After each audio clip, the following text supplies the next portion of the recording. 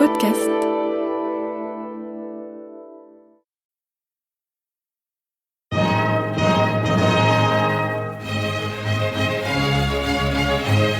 Bon baiser de partout. Une émission secrète de...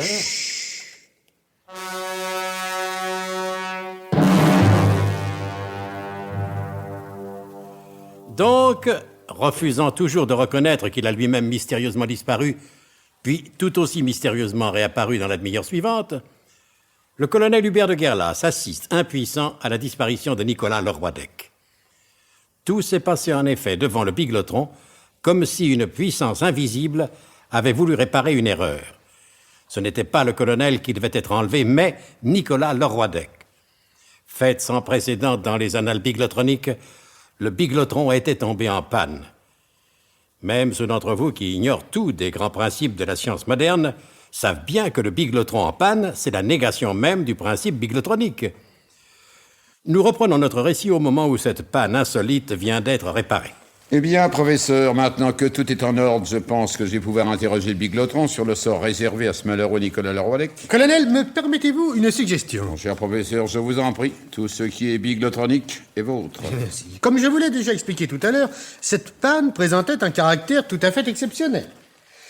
Par définition, un biglotron ne peut pas se mettre en panne, sauf en panne volontaire pour avoir le plaisir de la réparer lui-même et de se rendre compte ainsi de son parfait fonctionnement. Mais ici, vous l'avez vu, le biglotron est resté longtemps impuissant, comme paralysé.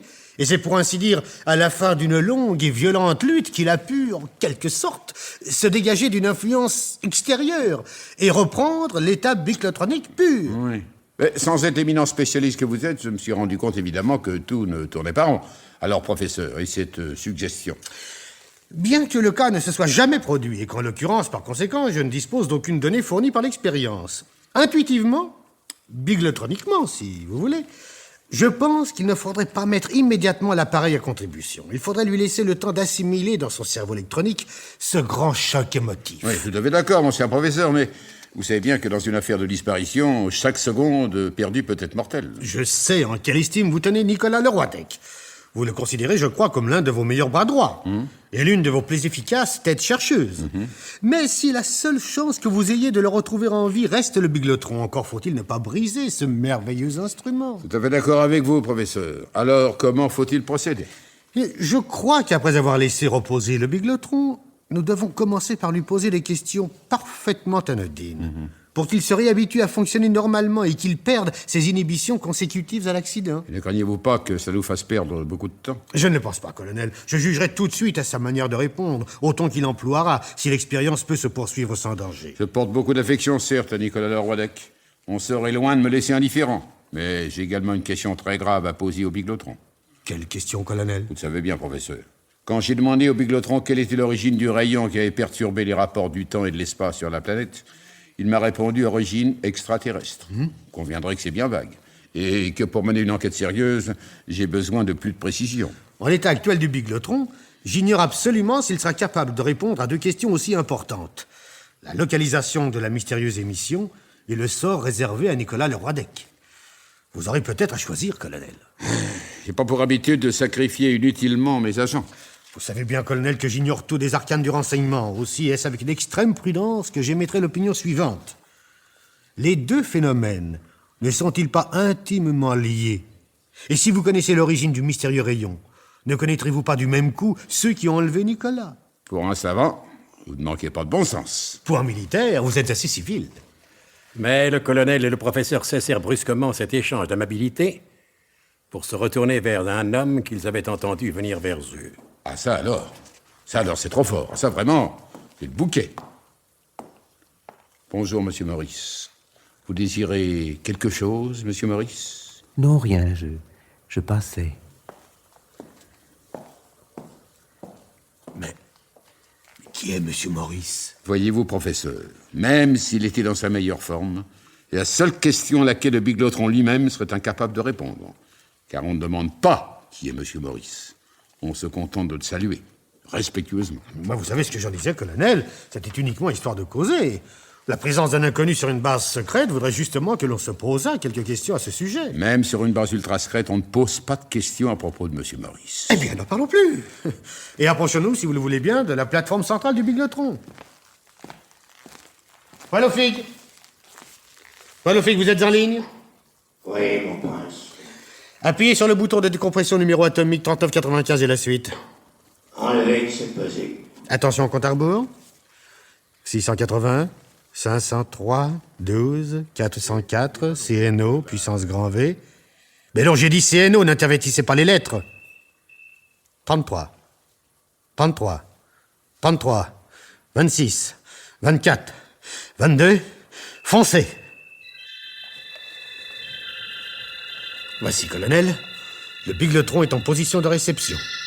Mais comme je vous l'ai recommandé, commencez donc par lui poser une question parfaitement anodine. Compris. Étant donné le carré de l'enclume, quelle est la surface du plateau de fromage de Hollande? Vrai ou faux? Moitié-moitié. 0,75 de bas sur 1,09 de haute. Merci. Napisme. Dites-moi, professeur, il a l'air de fort charmante humeur. Oh, mais ne nous y fions pas, je n'aime pas beaucoup le ton de sa voix. Encore une question idiote. Pour être sûr qu'il soit vraiment idiote, à vous de jouer, adjudant. Allez-y. Il faut que je cause, moi? Mais oui, allez-y. Ah bon, alors, c'est parce que je suis intimidé, alors. Allez. Monsieur le Biglotron, quel temps il fait au Galapagos? Le même qu'au Galacars-Anti. Merci. A découpé. Ah, ça va déjà mieux. Encore une question, adjudant. Oh non, alors moi, mon si. colonel, je sais plus quoi lui demander, Mais alors. si. Non, prenez le relais, mon colonel. Bon, oui. Voyons.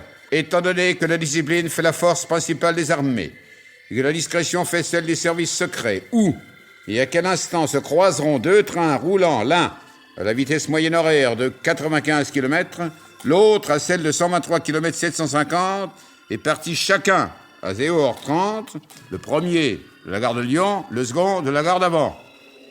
Exactement au point de rencontre de celui de leur jonction inversement ferroviaire à l'heure fixée par décret du ministre des Transports en conseil de cabinet de lecture et paru au journal officiel à la date de son impression personnelle aux presses de la cité universitaire et vers le versant méditerranéen.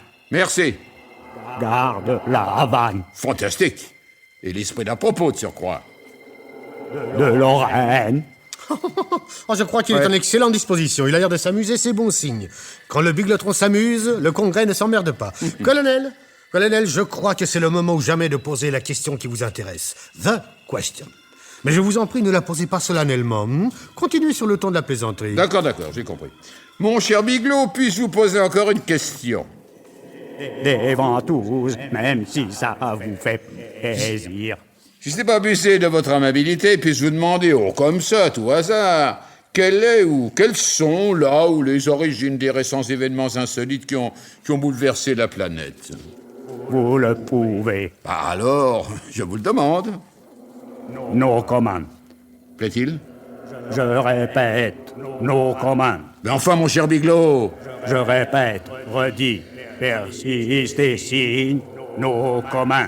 Un bon mouvement, mon cher Biglot. Vous n'aurez pas lieu de vous en repentir, allez. Et personnellement... Allons. No comment.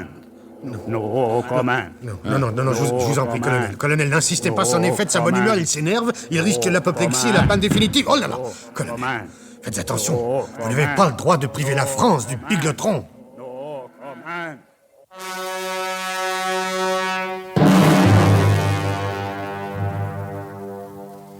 Comment le colonel réussira-t-il à élucider tant de mystères si le concours du Biglotron lui est refusé?